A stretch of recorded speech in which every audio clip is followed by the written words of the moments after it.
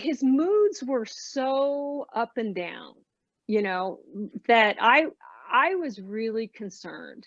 He just didn't seem to be adjusting, and he was, you know, a sweet little boy when we lived in Seattle, and suddenly he's like mouthy to people, he's breaking down in tears, he's having anxiety attacks. I just started reading, and I'm already a pretty big nonfiction reader. And so, you know, I had read a couple of books when he was a baby. One of them was Einstein Never Used Flashcards, and, you know, that discussed how important play was for mental development for children. Another one was Mel Levine's A Mind at a Time, talking about how, you know, people learn differently. And so I had started reading the book Nurture Shock. And I don't know if any of you have ever read it. Yep. But there was a chapter that jumped out at me, or a section, and it was called The Lost Hour. And it was about how sleep, when children are sleep deprived, you know, adolescents, young children, tweens, it affects their ability to learn. But more importantly, it affects their moods and their mental health. And it hit me. We had taken my son from a school that started at 9 a.m. Pacific time and moved him to the Central Time Zone into a school that started at 7:45.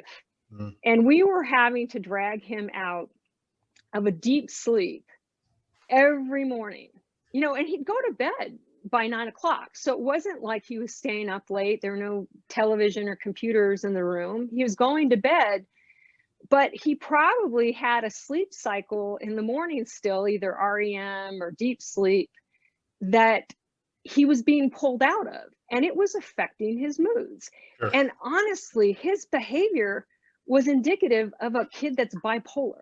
I mean, it was so all over the place. It was frightening.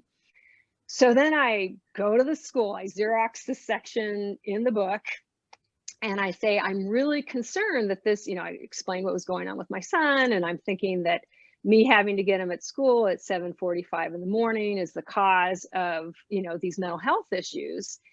And, you know, they seemed like they understood.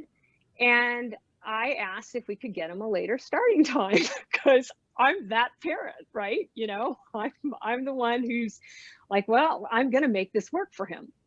And so they initially were okay with that. So I just let him sleep in. Well, the problem was, by the time he got up naturally on his own and we got him dressed and fed and to school, it was after 9 a.m.